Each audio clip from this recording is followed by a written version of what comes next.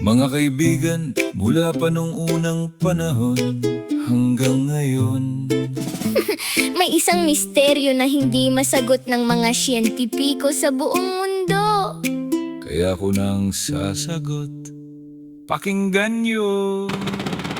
Sa buong kasaysayan ng ating daigdig, maraming nag-aaway, maraming nag-uusig.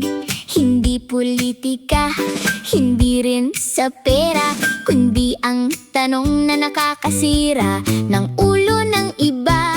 Tinawag ko si Einstein, tinawag ko si Newton, sabi ko sa kanila, Sagutin niyo ang tanong. nagkamot ng ulo ang mga matatalino, dahil ang sagot ay hindi nila maimbento. Ay sus! Sino ba talaga? Sino ang nauna? Ang itlog ba na bilog o ang manok na maingay sa umaga? Kung manok ang nauna, saan siya nanggaling? Kung itlog ang nauna, sino ang umitlog sa dilim? Sino ba talaga? Sinong sasagot? Kaya ang utak ko ay laging umiikot. Sabi ng ilan, Siyempre, manok ang nauna. dahil noong nilikha ang mundo, hayop agad ang ginawa. At kung itlog man daw ang unang lumabas, Sino ang lilimlim? para itlog ay mapisa bukas. Kaya manok, Manok ang panalo. may pakpak, may tuka. At may balahibo. Teka muna, sabi naman ng iba. Paano magkalamanok kung walang itlog na dala? Ang manok ay lumalaki mula sa loob ng shell. Kung walang itlog noon, ang manok ay farewell. Kaya itlog ang bida. Kahit walang paa. Siya ay gumugulong na. Boing! Boing! Wait a minute! Ako'y nag-research sa diksyonaryo. Kung sa Tagalog, ang itlog ay letter I, ang manok ay letter M. Nauna ang I sa M. Therefore, itlog ang nauna.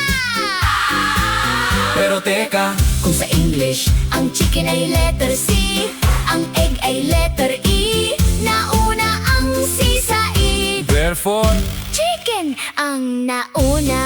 Ay, ano ba talaga? behem, makisali nga. Sabi ni Mister na may bigote. Siyempre manok ang nauna. Misis, wag nang dumiskarte. Kaming mga lalaki parang tandang sa umaga. Naghahanap buhay, pumuputak, kami ang bida. Kaya ang manok ay simbolo ng aming kakisigan. Tingnan mo ako, misis, haligin ang tahanan. Hoy, mister! Sagot ni misis, nakapamaywang sa gilid. Huwag kang magastang tandang baka leeg mo'y mapilipit. Puro ka putak, puro ka kayabangang bilog. Pagdating sa sweldo, wala ka namang maibigay na itlog. Tandaan mo ito kahit anong tapang mo sa kanto. Underdesaya ka pa rin pagdating dito sa kwarto. Kaya itlog ang nauna. Kasi Panay ang bilog mo sa ulo ko. Sino ba talaga? Sino ang nauna? ang itlog ba na bilog o ang manok na maingay sa umaga? Kung manok ang nauna, saan siya nanggaling? Kung itlog ang nauna, sino ang umitlog sa dilim? Sino ba talaga? Sinong sasagot? Kaya ang utak ko ay laging umiikot. Huwag na tayong mag-away! Mr. at Mrs., huwag na magdibay. Basta sa breakfast table, Kung sino